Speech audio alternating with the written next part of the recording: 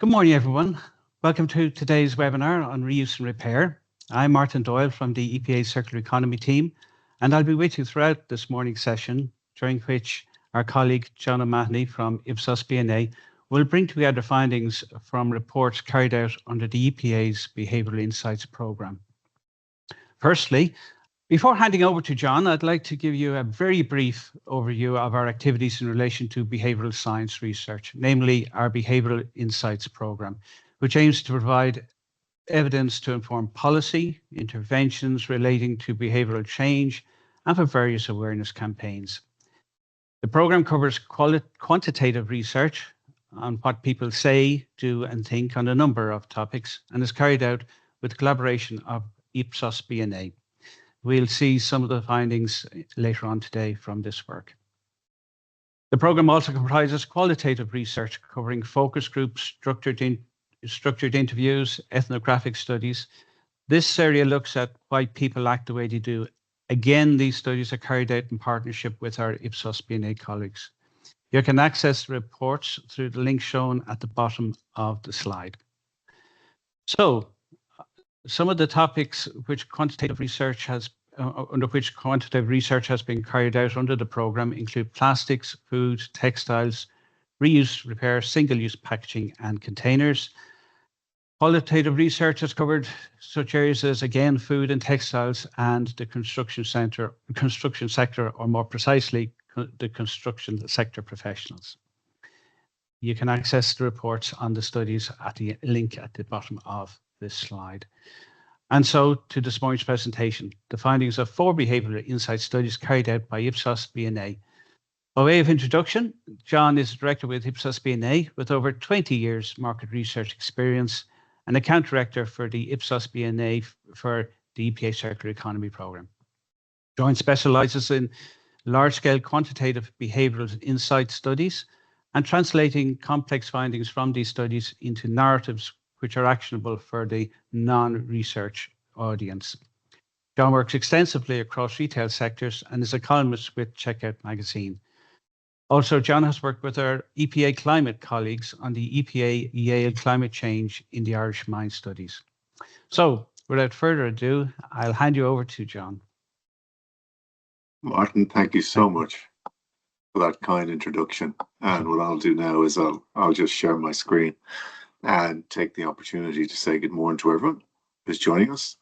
And what a pleasure it is for us to be taking you through these findings. We've been doing work within the Circular Economy Research Programme now for a number of years. And one of the great benefits of it is the number of different subject areas we review. And reuse and repair has been absolutely a cornerstone of that research programme. So I'm going to concentrate on the reuse and repair behaviours in Ireland and what we've documented in our survey over the last few years. What we've taken are 4 national surveys, and they were conducted between the years of 2022 and 2024. And we think, taken together, these provide you with a really comprehensive overview of what's going on in relation to the repair and use landscape and behaviours within that. So let me give you an idea of what the 4 surveys are. That we started in 2022, and this is really our foundational piece of research, and it was a really comprehensive survey undertaking in relation to the behaviour and attitudes of repair across multiple different areas. And it was a national survey, so we established baseline measures on attitudes, awareness and behaviours relating to repair. And then separately, in the following year, we did something similar, but this time concentrated exclusively on reuse. And there we were really investigating the incidence at a national level of also attitudes and behaviours relating to reuse. And this gave us a fantastic compare and contrast exercise that we could review the reuse results then in parallel to the repair results we had the previous year. And then in 2024, what we did was we did an update of that 2022 survey for repair and allowed us to monitor what the incidence was and how any differences emerged in relation to activities and the evaluation of repair initiatives. And what was really interesting about the 2024 survey was how consistent it was with the findings from 2022. And that really showed us that the measures we had were absolutely representative of the national population and their engagement in this area. And then finally, also in 2024, we took a comprehensive review of textiles and the public's engagement with textiles, um, the consumption of it, their care of textiles, and their practices around discarding them, and took a number of findings from that area and incorporated into the themes we were seeing across the repair and reuse surveys. So in relation to each of these surveys, they're all nationally representative, so they're strictly controlled to be representative of the Irish adult population above the age of 16. And they're all conducted in exactly the same way with exactly the same controls to ensure national representation. So we've taken those 4 surveys and we've integrated the findings, and we're going to present them to you to show you what are the consistent patterns across repair and reuse in Ireland, both attitudinally and primarily behaviourally. And we've got 4 particular sections for you in relation to that analysis and synthesis. First, we'll talk about the activities for both reuse and repair in Ireland. And then we'll go on to the softer side and what's motivating people to engage in these activities in Ireland, and also what's preventing them. So what are the barriers for their participation in various activities related to reuse and repair? And then in terms of those behaviours, where they're particularly prominent, we're going to look at the demographic. We're going to look underneath the hood of those and see, well, what demographic groups are particularly engaging in repair and reuse, and what's similar across those. And then that might be suggestive of what the target segments are for further communications around repair and reuse. And then finally, we'll look at skills requirements and also infrastructural requirements.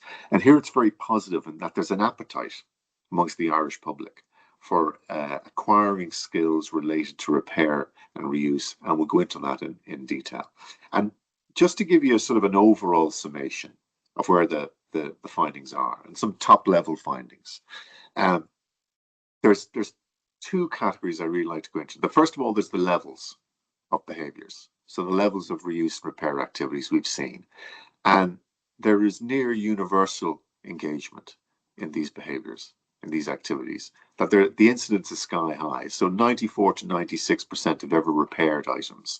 89% have made items available for reuse from May, in a 12-month period from May 22 to the following year. And then when we think about repair and indeed reuse, there's one particular commercial sector that's absolutely vital, and that's clothing. It dominates both. 43% of Irish people have repaired clothing and 80% have reused. So when we think in reuse and repair in this report, we're going to be going across multiple different sectors. But if there's one sector that's particularly vital, it's clothing. And then again, on that more psychological side, in relation to motivations and things that inhibit our engagement, there are very key patterns here that are really consistent. And the first one is about cost savings. Cost savings are the primary driver for engagement in reuse and repair activities. So much so that their power is a multiple of 2 to 3 rather than environmental concerns. Environmental concerns are important and absolutely not suggesting they should be dismissed. But when you're talking about motivating Irish adults to get involved in these areas, to actively participate, the communication around cost savings is absolutely a fundamental driver. In terms of a barrier, the key one is this persistence around quality concerns. And they're really sort of nuggety and stubborn in how they persist, because they persist despite positive experiences.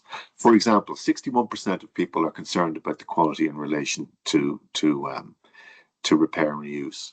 However, 54% report the quality they had after repairing an item to be very, very strong. And then finally, there's an education gap, or we could say that awareness is a primary barrier, in that across multiple different areas, we see that interest exceeds awareness in relation to particular activities by a multiple of 3 to 4. And when you see that in market research, it invariably suggests a key opportunity. Okay, so that's sort of an overview. I mentioned 4 sections that we're going to go through, and the first is in relation to reuse and repair activities. Um, and here's we're going to review various statistical points from across the 4 surveys. And first of all, it's really encouraging in that you have universal engagement across all the studies in these areas. So let's take repair activities just to show how high the participation rates are. So 90 when we listed out a series of repair activities, 94% of adults had ever repaired at least one of them, either by themselves or someone else. And then when we got into the past 5 years and broadened out that list of activities, it actually rose to 96% had had an item repaired in the past 5 years, again, either by themselves or someone else. So it's universal engagement in relation to that. And that consistency across years. Do you remember I said that we reviewed it? The baseline, the big study was in 2022, but then we repeated a range of measures in 2024. It was absolute consistency across these key measures in terms of overall participation rates. And that shows that these are really stable and accurate estimates. Then in terms of, so if that's repair, what about reuse? Well, again, it's absolutely sky high.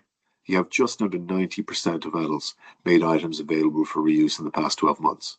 And when we ran the numbers and collaborated with our colleagues in the EPA, we can say that this really firm estimate, this equates to approximately 3.5 million people nationally undertaking reuse activities. Absolutely fantastic. And then in terms of volume, and here's where our colleagues in the EPA were absolutely vital in estimating that 37 million bin bags, and these would be the big bin bags, you know, the 60-litre ones, 37 million bin bags of clothing were made available for reuse in that 12-month period from May 22 to May 23. So overall, this is mainstream behaviours. When you've got 9 in 10 Irish adults engaging in repair and reuse, that's what it is. It's universal engagement. These are mainstream behaviours. So that's a foundational finding for this research. Now, you remember in the introduction in that if we had to pick out one particular sector and its prominence in this overall subject matter, it would be in relation to clothing and textiles. Let's just have a look at it. If we go through, we've got 3 little statistical points highlighted here. Let's just go through them. So 43% of Irish adults have repaired clothes in the past 5 years. 43%. Just in the past 5 years. And that's just on clothing alone. And it increases to 56% of us have ever repaired some item of clothing. So absolutely huge in relation to just one sector. And then that's for repair. Then what about reuse? It goes up to 80%. 80% of people made clothing available for reuse. And that's just in a 12-month period. Just between May 2022 and May 2023, 80% of us made clothing available for someone else to use. And then in terms of what's a dominant channel for that behavioral impulse around reuse, is charity shops. So 63% of adults reported donating to charity shops or putting in textile banks. And so this is their most common form of discarding textiles. But you can see, you know, just in a 12-month period, it's an extraordinary level of activity. So why is that important? Because it's the entry point in terms of repair and reuse. Clothing and textiles emerges as the clear entry point for circular economy behaviours. So it's absolutely vital as an introduction to it. And it dominates repair and reuse. And this is consistent across all studies. And what it would clearly suggest is that clothing and textiles should be a strategic focus. Strengthening clothing, textile services and infrastructure could serve as the gateway for broader repair and reuse engagement. By gateway, we mean you will start with clothing and textiles. If you have a positive experience there, you will move on to other areas. Another thing we mentioned is around this persistent awareness interest gap. Now, this is encouraging and clearly suggests a big opportunity. In relation to a number of research support services, awareness was very modest, but interest in using the service was very high. Let me give you 3 examples. Repair cafes. And I appreciate the audience this morning will certainly have heard of those, but national awareness is only 12%. However, interest in using a repair cafe is 61% nationally. And then look at tool libraries, 8% awareness, but 38% interest. Massive gaps.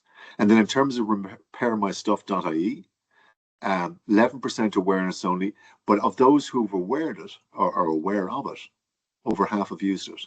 So in commercial perspective, that's a massive conversion rate. So across all of these, interest exceeds awareness by a multiple of 3 to 4. This is consistent across services and it's consistent across years. And what this indicates really strongly is that increasing accessibility and visibility of these services will enable greater engagement. There's an active opportunity here. And it's important to note that many of these services, they're particularly the repair cafes and the tool libraries, their coverage nationally, well, there wouldn't be national coverage at the moment, but the interest levels are national. So that's the extent of the opportunity. Okay, so if that's the broad incidence and the interest opportunity, let's talk about what actually causes people to engage in the area and what stops them from doing it. So I mentioned at the start about the importance of cost and the economic drivers. And the thing to say there is across multiple studies, we've seen that economic drivers as a motivation consistently outweigh environmental. That's not to say that they should supplement or they should replace them entirely, but there needs to be an emphasis. Not to say that the environmental motivation should be dismissed, but it isn't vital that you put in a cost-saving element. Let's look at in 3 areas. So repair motivations. 68% would be encouraged to repair if the cost of repair being less than buying new. 47% of professional repair service users choose repair because it was cheaper than buying new. And only 19% cite environmental reasons for repair. So you've got 68% encouraged to repair because of the cost. 47% actually get involved in professional repair services because they're cheaper. And then compared to those big numbers, only 19% cite environmental reasons. And then in terms of reuse, why do we get involved? Why do we buy secondhand? 64% say cost savings. And then 35% buy secondhand for environmental benefits. So again, the prominent, but the top one is related to cost. And 50% would choose secondhand if cheaper than new.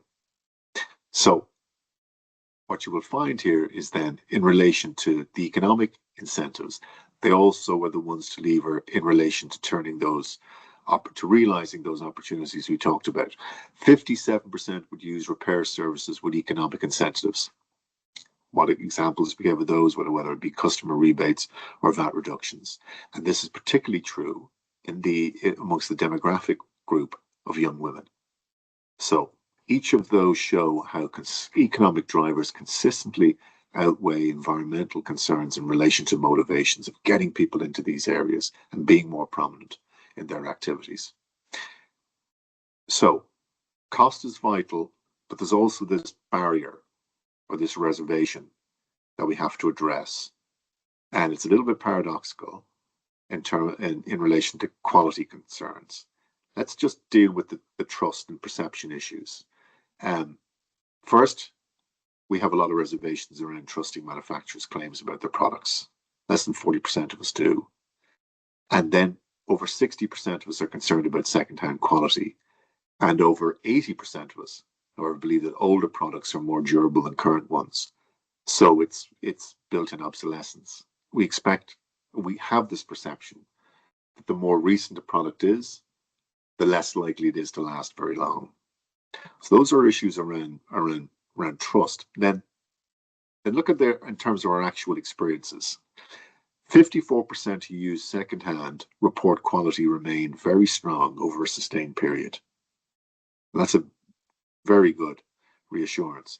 And then professional repair services achieve 80% plus satisfaction ratings across all criteria.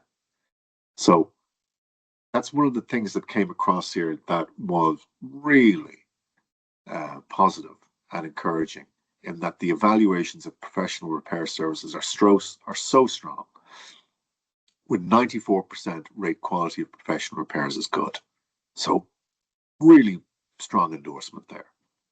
So if we look at the key finding for here, in that you've just got this resilient perception reality gap that is persisting, and it's persisting despite people's experiences being overwhelmingly positive. So what does this suggest? Well, it suggests an opportunity for quality assurance mechanisms and better communication of actual user experiences. We need to have better awareness around such an endorsement like this, that 94% of users rate quality of professional repairs as good, or 80 plus satisfaction ratings across multiple criteria. That needs to, a national knowledge of that needs to rise. Yeah, that's interesting, John. Really looking at those figures. Sorry to interject there, but Sure. it is encouraging really that not only is the high level of interest in and willingness to access repair services and repair products themselves among the population, that is, but it's also encouraging to see that that is consistent throughout the two studies, and it's how to tap into that openness, that willingness to avail of repair services, and the trust in repair services, I think, is very important. Oh, I think it's so true, Martin. You know, it's when in commercial research, it's so these are the type of statistical points that commercial practitioners would seize on in relation to their communicators or their communications. Now, the gold dust in communication, business communication, still is word of mouth. And then you'll see how often that marketeers then leverage word of mouth in their actual communications. So you have this ammunition, if you like, that you have, validated research over time that says, particularly in terms of professional repair services, that the satisfaction is really very high. And that would act without question as an enormous encouragement for motivating people who not motivating non-users to start using professional repair services. We would be pushing an open door, really, from the looks of it. Absolutely, exactly. Very well put. I think that's exactly what it would be. The opportunity is really apparent from across multiple studies now in this area across multiple years. Very good. Very good. So the next section we're going to look at is a little bit now behind the curtain of those results and the incidence in behaviors and also prominent attitudes, and one of the demographic patterns behind them. So to start off with, let's focus on a key group which is of interest to every commercial actor, and it's young adults. So who are young adults? Where in market research terms, and in marketing, really, young adults are defined as those who are under 35 years of age. And what we've found across the studies is this consistent pattern that they have high potential, really high potential to engage in our desired behaviors. But, and here's the key but, they do need support.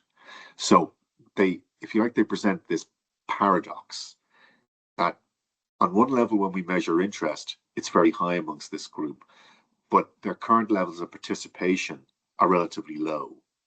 And so high interest, relatively low participation, and what you invariably have in the middle of that in marketing terms is real growth potential. You've got to leverage that interest that exists. So here's the engagement paradox.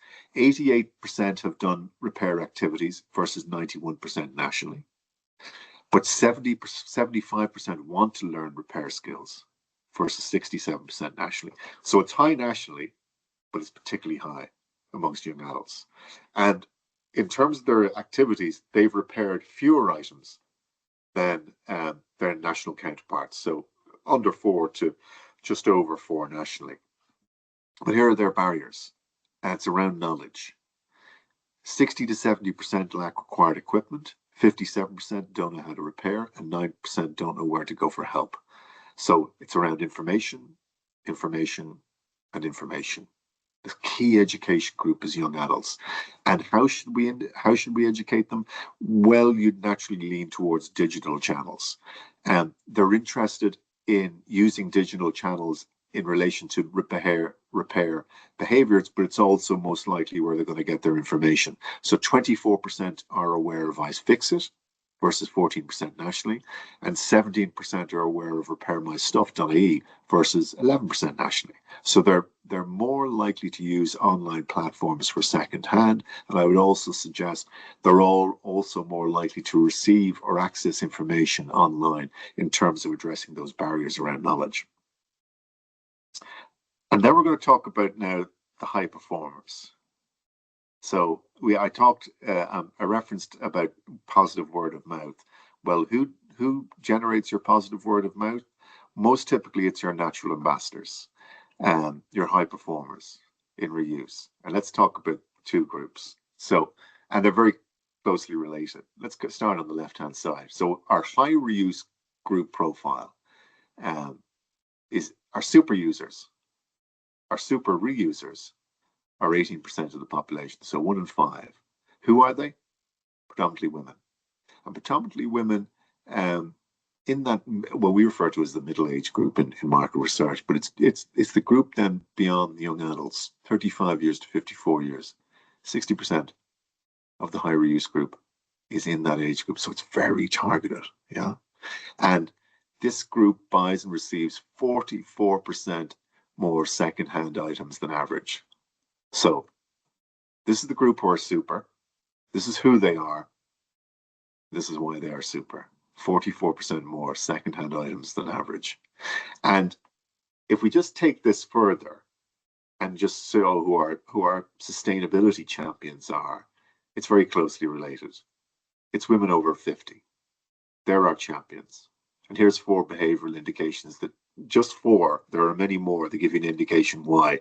Just under 80% air dry clothes, 76% sort clothes for appropriate disposal, 77% take unwanted clothes to charity shops, and 84% wash clothes before discarding. And we could have had any range of related behaviors in there where they're consistently in the high 70s or even in the 80s, whereas the national average would be at least 10 to 15 points below that. So they are our sustainability champions. So we've got nearly 1 in 5 are super users of reuse and repair, circular economy practices, with women over 50, with the middle age group women, and particularly those over 50 leading the way. So those are your natural ambassadors, your natural role models. And they're also those who are probably the ones who are the biggest advocates of these behaviors and the champions of your word of mouth. And if you can leverage their experience and their interest and their passion for this area, it will be hugely beneficial.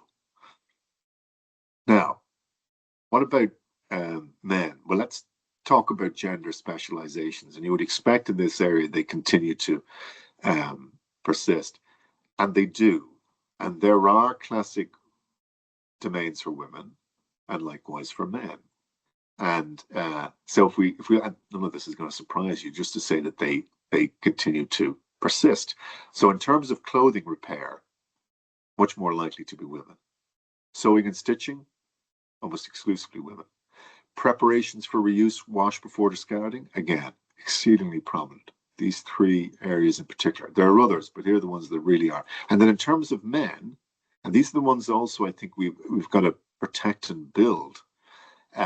Small item electrical repair, nearly half of men are involved in that. Carpentry, 49%, and vehicle repair, slower because it's more, or lower because it's more complex. You know, national average is only 18, but you can see that. I'm not sure. I suspect none of those really surprise you because they're very traditional, aren't they? These specializations, and they persist, particularly in this area. About what areas of repair and reuse we participate in. So in terms of the textile related repairs, women dominate. And then in terms of mechanical, electrical domains, men dominate. And we might see these as complementary skill sets. Means that repair expertise already exists across the population, but is segmented by gender, reflecting established cultural patterns. And what this also suggests is, in terms of engagement, rather than fighting this, I'm sure it'll evolve over time, but if we were to lean into it, that different genders will have different interests and likely different entry points for engagement into repair and reuse for the time being. That's interesting, John. Yeah, just to see the gender difference, they seem to be quite ingrained at this stage. Also, I'm just looking at for example, the vehicle repair, again, like that, there's probably an economic aspect to that, as well as, let's say, the small electrical items. Very true. There could well be. There could well be. And I again, going back to motivations, Martin, it's so important to reference the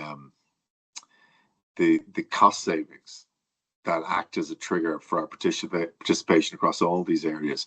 But also, I'm guessing, role modeling, absolutely vital. How many men get involved in small item electrical repair because someone else in their family, whether it was a father or someone else, showed them the way? How many of the women there have been taught repair, clothing repair, sewing and stitching by someone else in their family?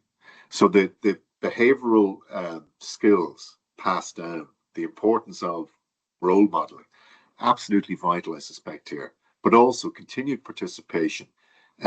These people will know about the cost benefits that accrue from these participation in these activities, and also, of course, they're without question, they're also motivated by environmental concerns. There's no doubt, but just there'll be a balance or an emphasis towards the cost issues. Indeed. So now you're going to tell us about or continue with the skills aspects and the infrastructural requirements that you found. Exactly that. So if we go on to section 4, we're going to talk now about what do people need really, Martin. We've established that there are gaps in terms of their knowledge. There's a sizable educational initiative that needs to be undertaken. But let's give an idea where the skill gaps really appear. So what's really important here is that there's interest and desire to acquire skills. So overall, you have 78% of current repairers want to get better. So it's not just people wanting to adopt new skills, it's also current repairers want to improve their skills. 67% of all adults want to learn new repair skills. Massive opportunity here. 65% nominated at least one repair skill they'd like to acquire. 61% are interested in repair cafes, as I mentioned, and 38% interested in tool libraries. Now, when you've got those multiple statistical points across multiple surveys, it just shows you an appetite, a broad appetite across multiple areas of repair that just show the size of the opportunity. What are the barriers? Well, the barriers are, I don't know. 49% saying, I don't know or I don't have. So just under 50% say I don't have the equipment. 45% say I don't have the knowledge. And 37% have, it'll take too long. It'll take too long to either acquire the knowledge or actually to participate in it, to fix the thing I need to be fixed. So what are the facilitators or the enablers? Well, multimedia, really, from the online to the very tangible. So 60% would repair with access to manuals and videos. 60%. 44% are interested in textile repair workshops and training. So there's also that avenue there. So what you've got across here is that there is considerable appetite in Ireland for repair skills development, with even experienced repairers seeking improvement. So the opportunities for development must be targeted both at the new recruit, but also the experienced participant. And one of the barriers, well, they're practical, lack of equipment, knowledge, time, rather than motivational. So it's not a question of you need to inspire people, you need to address their practical barriers. People want straightforward solutions, manual and workshops, revealing a population eager to upskill but constrained by basic resource gaps, not a lack of interest. As we've shown, the lack of the interest is evident across so many different measures. So let's talk about physical infrastructural needs. And proximity is the key theme that comes across. 72% would divert textiles from curbside bins if collection banks were closer. 66% would use separate curbside collections for textiles. And 52% want professional repair services close to their location. So the promotion of local availability will be absolutely critical here. I suspect hugely successful. Another is current infrastructure usage. Charity shops, 55% use as a primary source for second-hand, 40% donate textiles to charity shops, and 23% use textile bring backs. So in terms of a location for the dissemination of knowledge, regardless of what area or what point on the knowledge spectrum you are, charity shops, second-hand shops are absolutely a vital location for promoting further engagement in different areas of the repair and reuse spectrum, I think. In terms of digital, and I suspect this is particularly of relevance to the younger adults, but not exclusively, you have 11% of awareness of repair.ie. The conversion rate is fantastic. It's used by over 50% of people who are aware of them. And the success rate is also really good. 74% get items repaired there. So key learning here, particularly from repairmyself.ie, is high conversion when awareness achieved. So proximity drives engagement, with most wanting services close to home. While physical infrastructure, charity shops is well used, digital platforms prove highly effective when known. Repairmystuff.ie achieves 74% success despite only 11% awareness. The dual challenge: expand physical access while increasing digital platform visibility, as both deliver strong results when accessible. So think local and also think digital. Now, what are our expectations around producers? Well, they're unanimous in relation to their involvement. Just to show you 5 data points here, all of which are above 80%. Just under 90% believe manufacturers are most responsible for making repair easier. So they're the ones who are most responsible. 88% want free repair information from producers. 87% want mandatory repair option labels on products. 85% want removable batteries and electronics. And 83% expect producers to provide spare parts. So we have very strong expectations. They're very unified in relation to producer responsibility. We want them to enable repair. We've got 80-90% of Irish adults agreeing on specific manufacturer obligations. So you have this consensus, and it's overwhelming. And it provides a clear public mandate for producer-focused policies and regulations, as citizens view manufacturers as the primary agents. So the primary agents responsible for making repair viable and accessible. So, in conclusion, in relation to our reference years, a 3-year period, 2022, 2023, 2024, what we have here is statistical results across national surveys that exhibit consistent patterns. And you got consistent patterns over time. You have robust evidence for opportunities, for planning and development of reuse and repair sectors. And what's key is the consistency, the stability of these findings, and that they're across multiple studies. So you have latent demand, significantly exceeds current service provision to about a multiple of 3 to 4. Behavioral patterns are predictable and segmentable, enabling targeted interventions. Remember what we said about women as champions and the young adults. Infrastructure and awareness represent key leverage points. Proximity and visibility drive engagement, the importance of things being local. Economic and quality considerations dominate consumer decision making. It's absolutely vital to communicate the potential for cost savings to motivate people to get involved. And different demographic groups offer distinct opportunities and challenges. Again, from high potential young adults to championing older women.